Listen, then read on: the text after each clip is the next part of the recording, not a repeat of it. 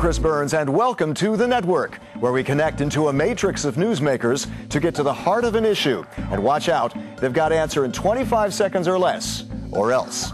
Let's take a look at that issue right now. The U.S. presidential election has been a tight horse race, with Mr. Obama and Mr. Romney slugging it out over each new set of economic results. But how about their foreign policy, on trade, on relations with Europe? The world's two largest trading partners are economically joined at the hip, with a crisis in one deeply affecting the fortunes of the other. If Europeans could vote, whom would they choose? An incumbent Democrat more inclined to regulate and steer the economy through state intervention, or a more laissez-faire Republican? What of the global hotspots? How to deal with Iran's and North Korea's nuclear programs? How to halt bloodshed in Syria and seek regime change?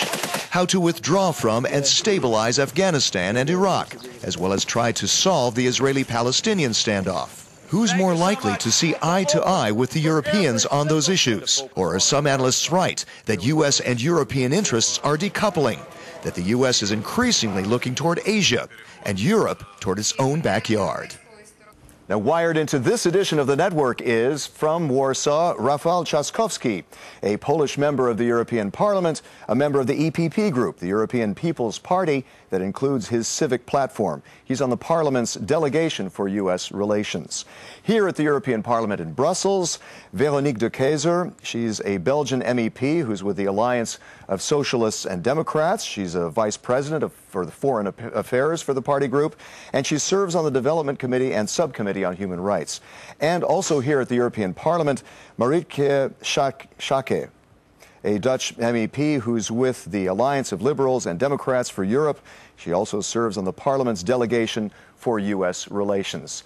A question to all of you, starting with Rafał. Polls indicate that Americans have more confidence in President Obama on foreign policy than on Mr. Romney. Some see him lacking in experience. Is that a fair perception?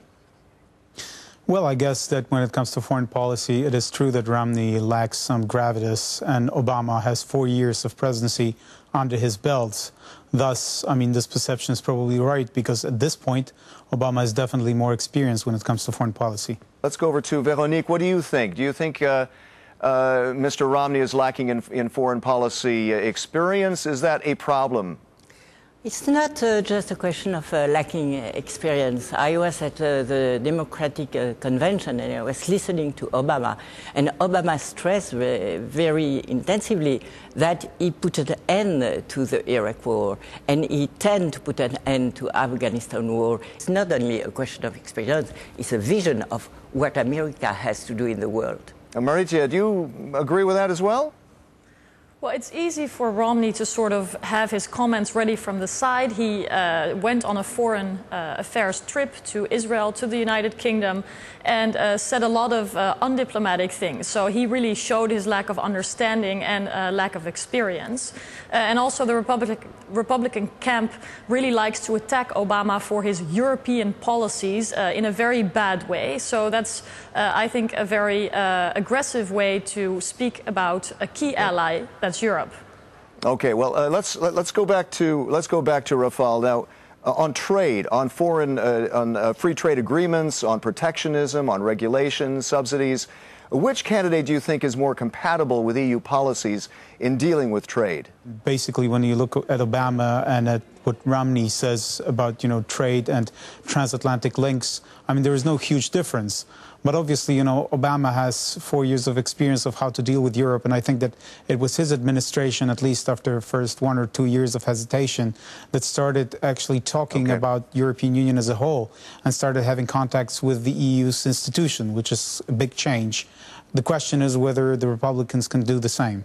Okay, Véronique, do you think the Europeans could see eye to eye with Mr. Romney on a bit more laissez-faire trade policy?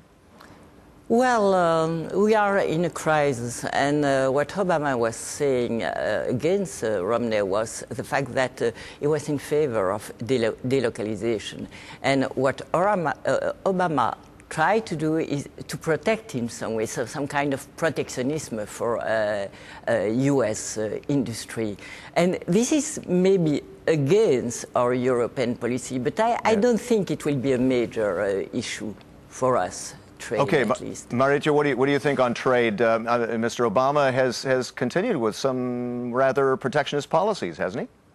He has, and that's something we've consistently objected from the EU's perspective. But what's more important for either candidate or for the president, if he continues, is that there's a huge opportunity to start negotiating a free trade agreement with Europe. Trade, also financial markets, are very much connected, and they are much more powerful when barriers are taken down. Rafael, on emissions regulation, on CO2 charges, the EU is trying to take a lead in cutting CO2 much more aggressively than the Americans. How do you see that? Which president do you think would be more aggressive on CO2, and what would you like to see?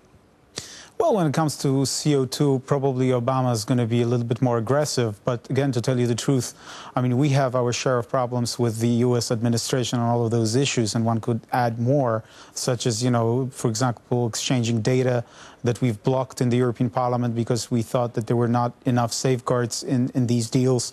But the question is, you know, what will Romney actually do? I mean, his European policy is not clear. I mean, to tell you the truth, I mean, none of the candidates actually sacrifice too much time to their European policy. Veronique, let's take a look at that. How much do you think the Europeans are feeling bypassed by the election, even though this is each other's biggest trading partners?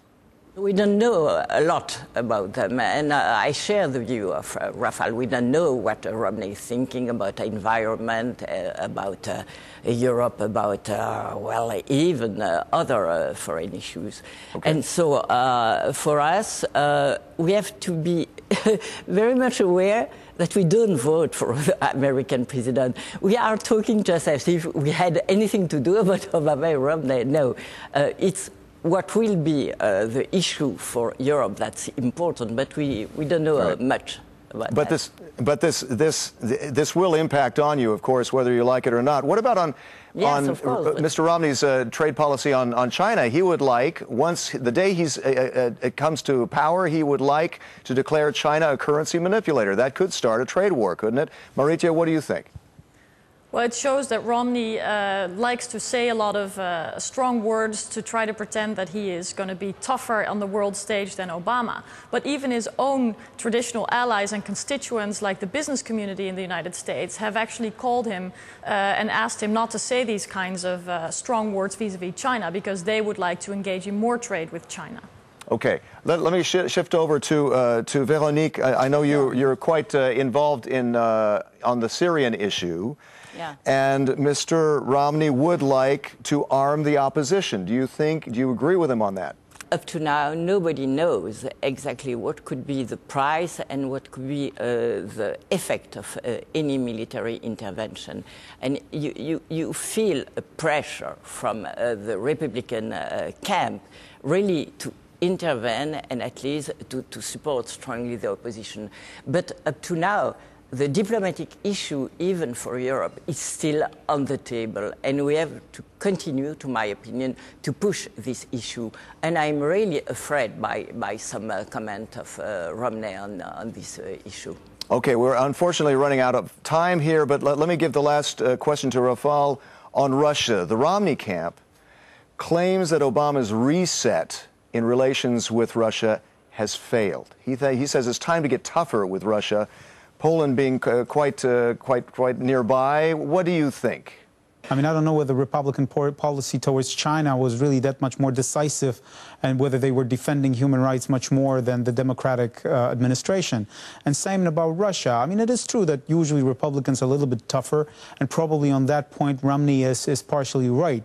The question is whether the Republicans, if they were in office, would really lead a different policy. I mean, we were looking at it from Poland, smiling a little bit, because probably Romney is just fighting for those Polish votes. There are quite a lot of them there to gain in this election. Thanks, Rafael. I'm so sorry we're out of time. I'd like to thank our guests, Rafał Trzaskowski, Veronique de Keyser, and Marietje Schaake. I'm Chris Burns, and until next time, thanks for connecting with The Network.